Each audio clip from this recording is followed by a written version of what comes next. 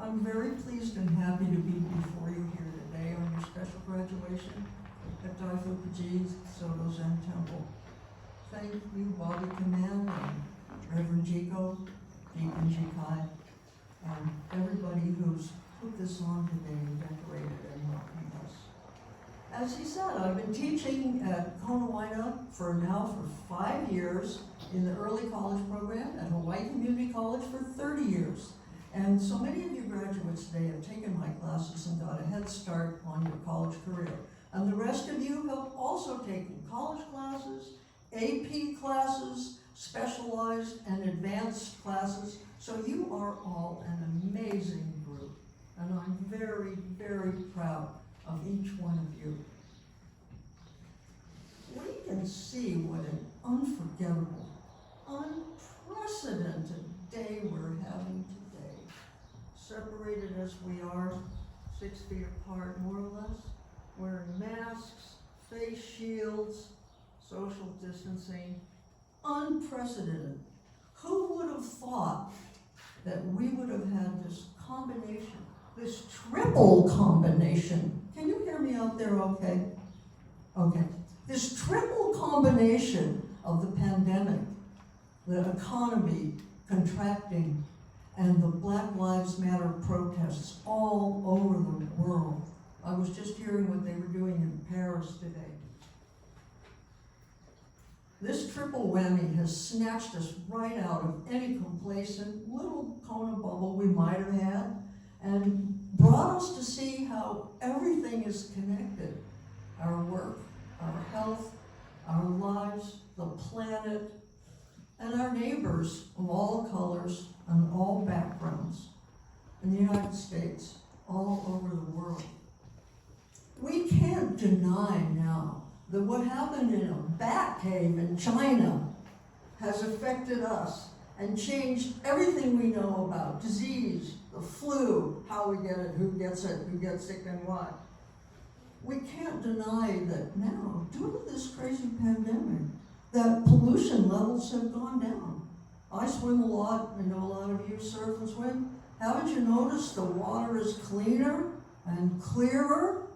That's because we're not burning so much fossil fuel all over the world, right? You're not paying so much for gas because you're not going so many places. But we can't deny that so many jobs have been lost with the contracting of the economy. And so many jobs will be lost for good. So many jobs will stay online. You'll still be working from home. And yet, so many people are out there exposed in difficult, menial jobs that we need under very dangerous conditions and low pay. We can't deny the depths of racism that's been revealed in all sectors of the economy and the world, in school, in clinics, in jobs, on the streets, when a black man is kneed to death in the neck and called out 12 times, "I can't breathe, Mama, I'm joining you," and then dies.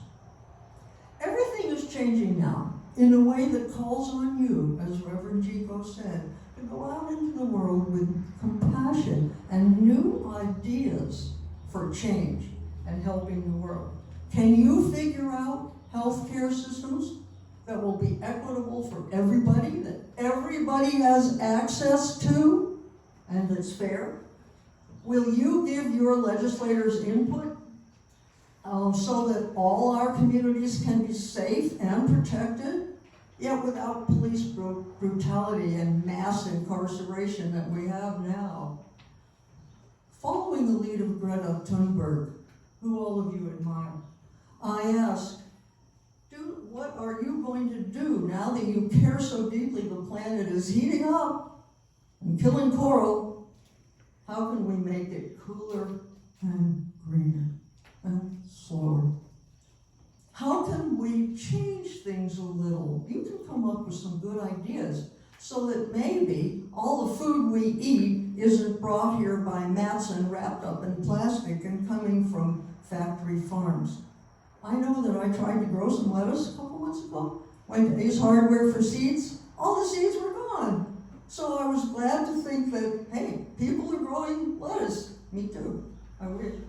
I had to order my seeds. So now more than ever, you see the connections between our work, our environment, our health, our jobs, and the health and happiness of our community. You see, it's not just yourself that you're improving when you go to college and train for a new profession, but it's for me. It's for all of us. It's for the world. I've had the pleasure of talking with each of the graduates about their ideas on the pandemic and Black Lives Matter, and I'd like to share some of their inspiring thoughts with you. I know I'm supposed to inspire you, but in truth, they really inspired me. Riley says, I'm thinking of becoming a pediatrician now and returning home to Kona to practice. Everybody needs and deserves good medical care. Kai says, everything changed with this pandemic. It made me see my own goals more clearly. I'd like to put my energy into something of value that I create, something that stays, something that lasts, that I own, that is mine. It might be a bakery for baking bread. Noah says, living in this pandemic makes me appreciate the simple things of life that maybe I didn't appreciate enough before, like going outside, like being with my family. I'm eager to go to college and to start studying designing. Shayla says, and she has been making face masks with the Leo Club at school. She's going to study biology and plans to return to Kona and be a pharmacist. She says, there's so much to learn about this disease. Most of all, we need to find out the truth from all the misinformation we're getting. Jordan wants to get her veterinarian degree to work with environmentally damaged animals like monk seals, rehabilitate them and release them. She says, nobody ever thought it would get this bad. Douglas says he wants to major in computer science. He says, this pandemic with all its changes and challenges has made me very grateful for what I have. Michelle has several career thoughts, forensic psychology, or even majoring in English, which I encourage. She says, the pandemic has woken people up. We suddenly realized how interconnected we all are. Who knew or cared what went on in Wuhan, China before? But now we all do, and we all know. The world is all together in this now. The graduates also had many insightful thoughts and reactions to the Black Lives Matter protest. And I'd like to share some of those with you. You know, it's in the third week now, and it's all over the world. There were 60,000 people in Seattle last night, all races. Riley says, life in America is very unfair and unjust for some people. That needs to change. Kai says, to make better policing, we need unified standards and training programs all over the U.S. Noah says, many people are really hurting, and I'm happy to see so many getting involved in making a difference. I'm very interested in politics and changing public policy. Shayla says, voting is important. Everyone should vote. We need to learn to get educated and make a change. Jordan says, America needs to change and Black people need better access to good health care. It's a long road ahead. Not all cops are bad. Douglas says, this is an important time. We all have a lot to learn. Michelle, this Black Lives Matter movement is powerful and motivating. I personally have found it inspiring and scary at the same time. All of us can now really understand how people of color have been treated so unfairly. Many graduation speeches talk to you about climbing the ladder to success, the upward trajectory to a better job and more money. That's fine, but I'm going to inspire you a little bit to veer off the expected path for a little while. Then you get back on it, as I did, and learn maybe from what some people might consider failure. When I was your age, I started right off in college, graduated from high school, went to college, had a bunch of AP classes under my belt, fine. But it seemed to me I ended up spending more time on the beach, Lake Superior in Chicago, and on the civil rights protest lines than I did in the classroom. I rapidly got tired of books and papers. I felt I had enough of it. And at 19, I quit college to go to work. I worked at a big state institution for the intellectually disabled. I supported myself. I liked being independent and having a real job. And even if it was giving baths to people who couldn't bathe themselves and wiping bottoms. For my parents, both doctors, they told me, "You're a dropout and a failure. Why do we pay all this money for you to drop out and do that kind of job?" But I was learning about real life from real people, from cooks, from drivers, from cleaners, from nurses, from carpenters, and I loved it. But when I finally got tired of scrubbing toilets for minimum wage, I came back to college. And now I've had a 30-year career as a college teacher and 20 years before that in Alaska and Colorado. I was much wiser and much more mature. So I suggest to you that at some point, when it feels right and is right to you, that you take a year or two off as a gap year and you immerse yourself in the world. Look around, travel the world, and volunteer your time and talents to places that need you. Learn about how the people of the world think, feel, live, and act by being shoulder to shoulder with them in their real life struggles.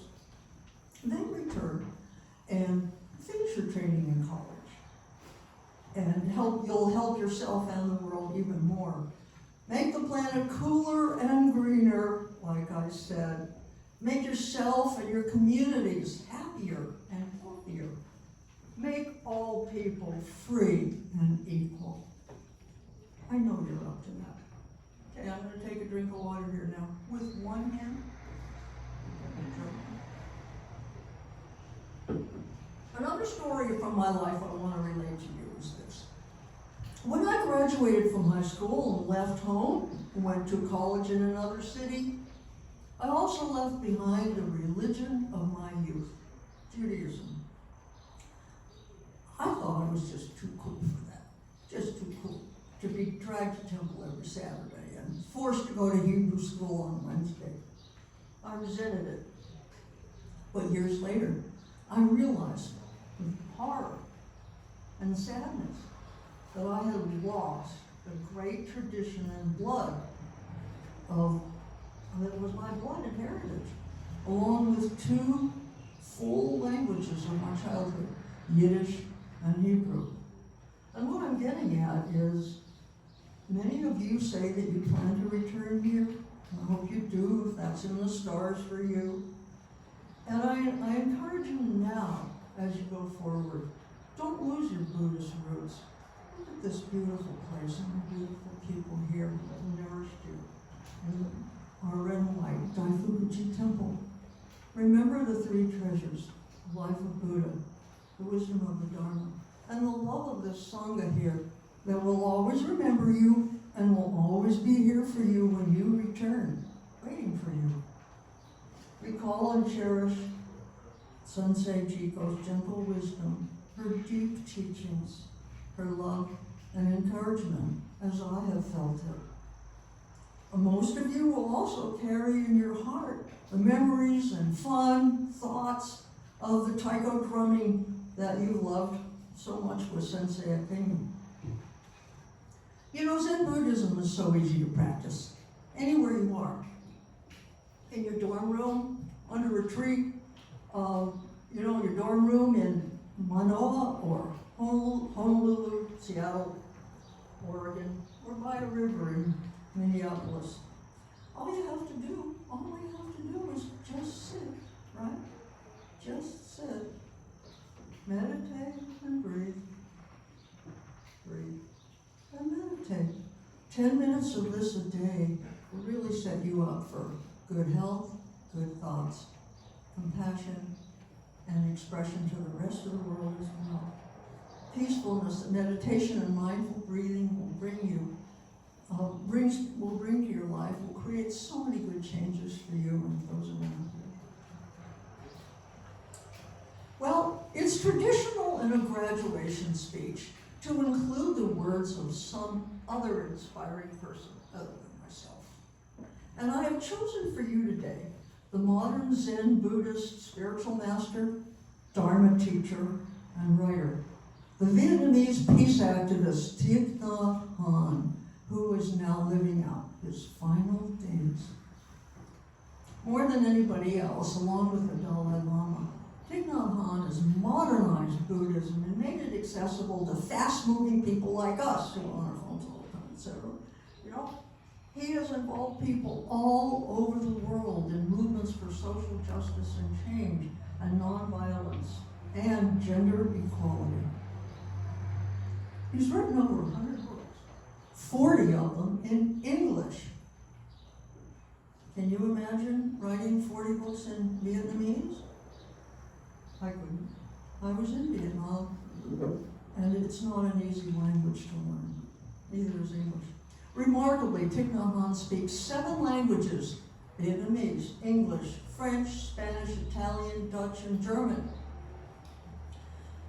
When I was a college student, about your age, in Chicago, I was protesting against the Vietnam War. And he, over there in Vietnam, was right in the middle of it. And he saw the horror of it, the ugly, senseless violence. He was a young Buddhist monk, educated, college educated. He wrote about it. He spoke out about it. They didn't like that.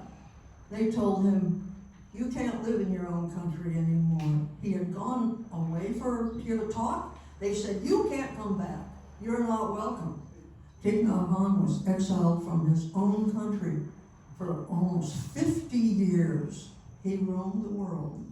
He roamed the world, but he did many good things. He established Buddhist communities, retreat centers all over the world. The most famous one was Plum Village in France. He lived there for many years. Recently, at age 91, they allowed him to return to Vietnam, where he's living in Hue, Vietnam, living out his final days, waiting to die.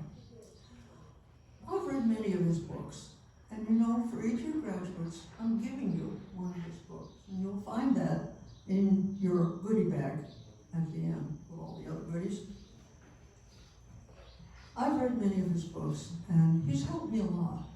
He's taken away a lot of my anxieties, fears, and replaced it with peace and understanding and a better way of looking at the world and myself.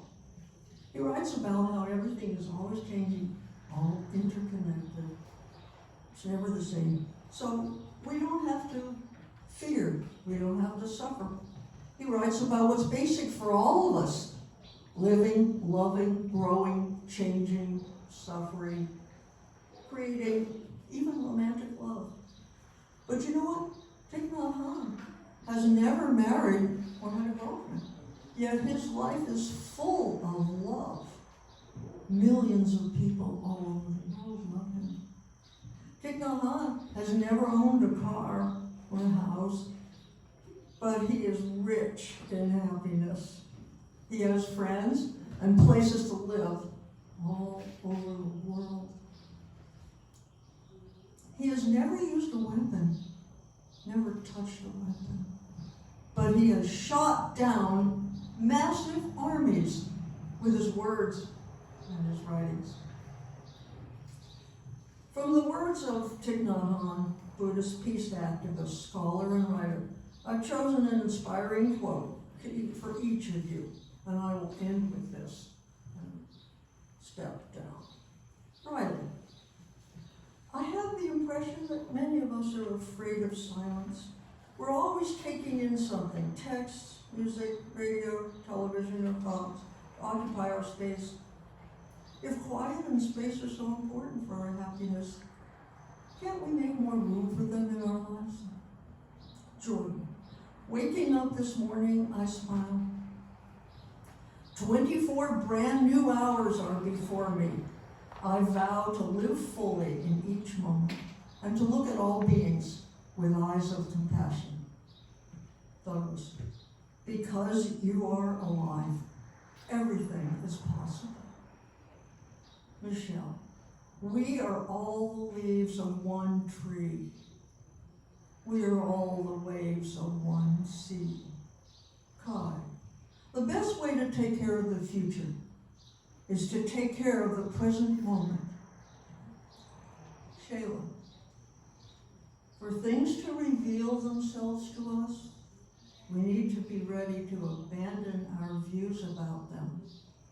Nobu isn't here, but I'm going to read it. Nobu, for Nobu. No one has ever lived in the past or the future, only the now. Noah, you are not an observer. You are a participant. Thank you so much. I was very happy to have this opportunity to talk to you.